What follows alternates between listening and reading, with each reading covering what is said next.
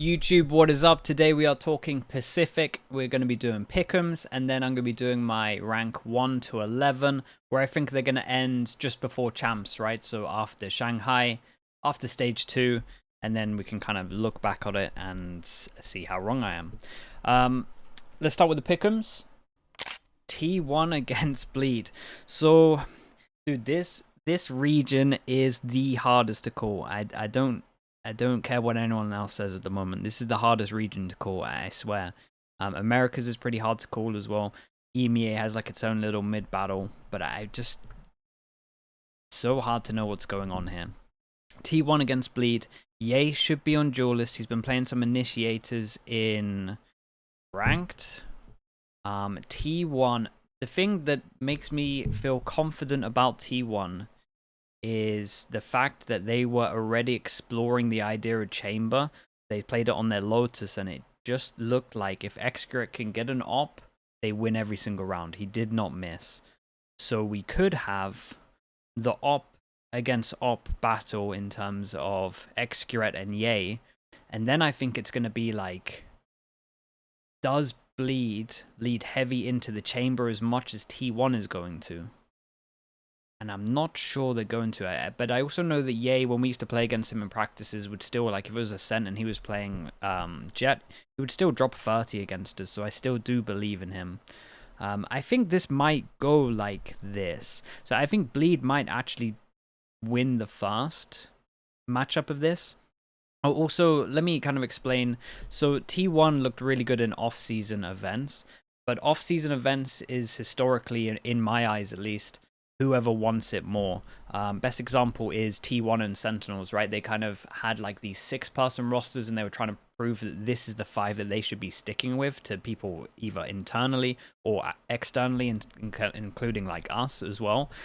Sentinels are a good example, right? Zelsis, trying to prove that Zelsis is a better fit for the team and that they can get results with those 5, so that when they stick with that 5 into the season, there's no like questions and everyone's feeling confident. Similar with T1, they had like a 7-person roster in some of this off-season events, and now they're kind of in here where it's just like, this is the 5 we should be having. And I feel confident with the meta for them, but I just think that they wanted it more in the off-season, so we probably saw them peaking pretty early. So as much as this is a 50-50, I can definitely see T1 winning this. I'm going to go with Bleed for the first matchup. Let's wait though. Zeta against Global.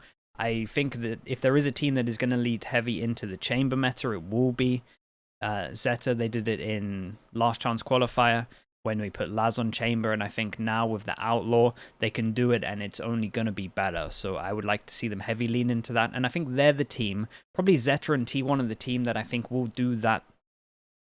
They're most likely to do that out of kind of every team in every region. So that might be why I'm kind of high up on these two teams, because I think in the right hands, the Outlaw, the Op, if you're doing like money, economy management, it should work really, really well.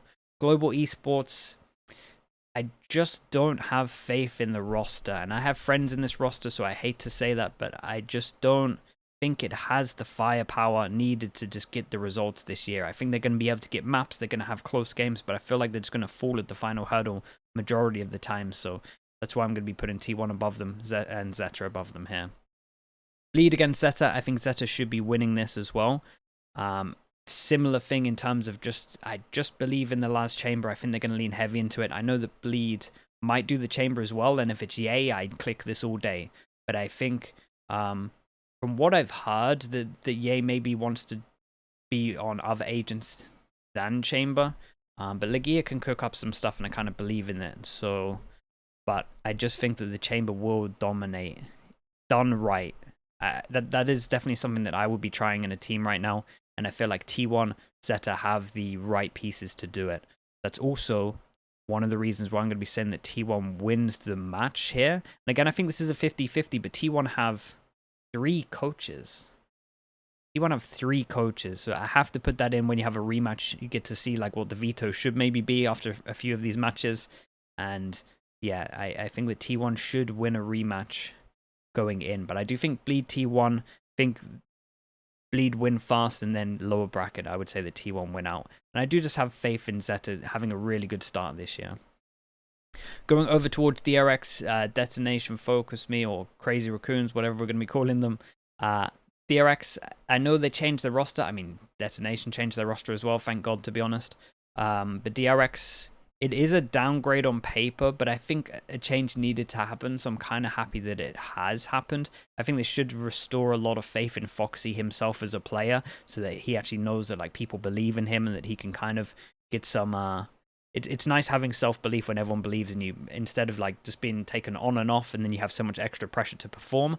I feel like knowing that there's no one sitting on the bench ready to replace him, he should be able to thrive in this. I'm not too sure what they're going to be doing comp-wise, but I still believe pretty high in, first of all, the original 3 core of DRX, and I think Flashback can probably be on Viper majority of the time as well. And yeah, I just think that Foxy should have a lot of confidence going into this, knowing that this is now his time. So I still believe in DRX, even though some people are like way down on it. Team Secret, Talon. I think Talon actually look alright in terms of, I think they did okay. Some of the kicks were a little bit weird. Patty Pan, I think, is retired now, right? But I think when Patty Pan came into the team, it only just made them look worse. They just, that's not a flame for him. It's more just how they played him and how he played like 10 different agents throughout last year. It was just pure madness. They kind of came into lock-in. They looked really, really good. And then they brought him in. And I just think that everything from then just went down. It just messed up the roles. It messed up the team itself. And some of the decisions from the coaching staff was borderline crazy. Like, it really was. So, yeah. I know that they have a lot of the same coaching staff as well. But I think now that they kind of have a steady, I mean, they picked up Surf, and I think Surf from Xerxia is pretty good as well. So as much as I'm bigging up Talon a little bit, they're saying that I think they look better now than they would last year, and again, they would struggle to look much worse because they had such high hopes. I mean, they had the biggest fail last year in my eyes. I think the Team Secret, I have to back Envy. I think that Envy is one of the most underrated players.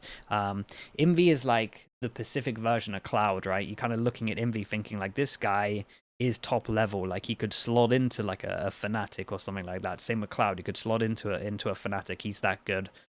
I just want to see them get the results that, in my eyes, he deserves. I'm a bit worried that they don't have much coaching stuff. It's only Warbirds, but I think he's decent enough that they can kind of scrape through at least this group, which kind of leads me to just filling out the rest. And I think it should be relatively straightforward. I think we can have some upsets, maybe here, but I would expect DRX and Team Secret to get out of this one. DFM, even though they changed their whole core, it was still just a tier 2 team that kind of did okay in tier 2, and now we're like in the bigger leagues. I think DFM is still going to struggle. I think they might get their first win, which is going to be cool, but I don't expect any crazy highs, to be honest with you. But it's definitely a better team than it was last year, so you can have a little bit more hope. And maybe, yeah, I mean, they're getting a win this year, so there's at least that. It's progress. This is actually a pretty tough group. This is a relatively stacked group. RRQ got a big upgrade with their team. Gen G is actually looking really good on paper, a lot of firepower. So, yeah, I mean, PaperX beat whoever goes here, you would imagine. And then I would say that it should be RRQ. I'm kind of high up on RRQ. I think RRQ are legit. I rate Ewok, their coach. And even though I think Gen G have a nice lineup, I think they've got a little bit wrecked with the groups here. Put them in another group and maybe we're talking, but yeah, I think this is how it's going to go. The one that I'm least confident about, I'm actually kind of confident with all of this. I would say the actual one that I'm least confident about is Group A. I could see Bleed snatching this in either first or second. I'm a bit of a Bleed believer, to be honest with you, but we'll keep it as this. Yeah, this is how I think it's going to go. This group is going to be fun because I just think it's going to be a lot of chamber. All right, moving on to the actual tier list. And again, just to reiterate, this tier list is after stage 2. So like August time, I imagine this would be once we see the season end and we know who's going to champs. So in that case, I think the Paper X go to champs. I think the DRX should be looking really good. Again, I've seen a lot of people putting them like around here. I still think they should be coming second. I still think with the core that they should be looking really, really good. Then the middle of the pack gets really hard to predict. Really, really hard. I still think DFM are coming last, even though I think they might get a win. I think Global, like I said, I just don't believe they have enough firepower. I think they have players that can bring them firepower in certain games, but for it to be consistent enough for them to kind of end up anywhere over towards here, I don't think it's there. So as much as I think that the players will have really good maps and matches, I don't think it can be consistent enough for me to put it anywhere higher. So I would put them 10th. I would actually put them 10th with Talon being 9th. I think Talon players have more of the firepower that I would put them over Global, but yeah, this could be a close game with Global Talon anyway. Then Genji, I would put around 7th to 8th, probably 8th on this one with Bleed coming above them. I think Bleed can upset some of these teams as well, though, especially with EA, especially if they leaned into the meta. I think they could definitely... I think Bleed have a good chance. Thinking back to their PAL, where they used to have Reyna Brim, there's a chance that they could be ahead of the game on some of these maps or do some off picks that will like actually get them a chance to go to champs. So as much as I'm putting them around 7th to 8th, I think they have a... I think they're one of the scary teams that are like could upset, and I could see clinching like a 4th and going to champs. Then we have like a weird section. I'm just going to put these all here because this one's really hard to work out. You got T1, Team Secret, who I'm a big fan of, RRQ, big fan as well, and Zeta, that I said were going to do good. So I think if I look at Zeta, I have to think that a lot of their stuff will get antied, and if I'm relying on them to kind of run off the chamber a little bit, and maybe only T1 and Zeta will be using chamber. So I'm thinking that most of these teams won't prac too much against it until they get later down the line, and then I think the Laz chamber will get antied a little bit, and it won't be as much. That's why I'm going to put them in 5th to 6th. Then what do I do? Then we have Team Secret, RRQ, and T1. And T1, I have more faith that they're going to back into the chamber. So I think I put them 3rd. Especially with the coaching stuff, you would feel like they have enough power here to be able to like ante. Once they get more demos under their belt, once some of these teams start going to LAN, they can probably clinch some matches that you would say that they maybe shouldn't be winning. I've been very impressed with Rossi with the off-season. I thought he looked really good. But again, off-season, who wants it more? Maybe we're putting them a little bit too high. So I would be tempted. RRQ and Team Secret. I think Team Secret look really good right now. I think they only got an upgrade with their team. RRQ look really good as well. Yeah, the problem is these 4, you could tell me that they could end in any place between 3rd to 6th, and honestly even 2nd, and I wouldn't be surprised. But I think I just have to back. So I think Zeta would come like 5th, 6th. They would get antied. Team Secret with...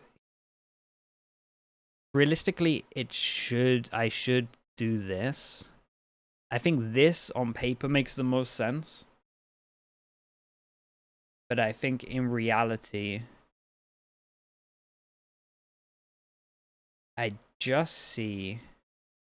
I mean, RRQ should be popping. They have such a good team this year. Okay, let's do this. Let's leave it as this. I might be a little bit high up on T1, and I think that's because of the off-season stuff again playing in. I would just like to reiterate that, honestly, these 4 teams for sure can be in any it's like EMEA, right? They can be in any kind of order. But I'm gonna stick with T1. I think the coaching stuff is a big thing, and I think the Team Secret add more coaching stuff. They're probably up here, but I think they're gonna maybe have the same thing that 100 Thieves had, where it's just one coach, and it's like that's not enough. Maybe because of that, I would do this.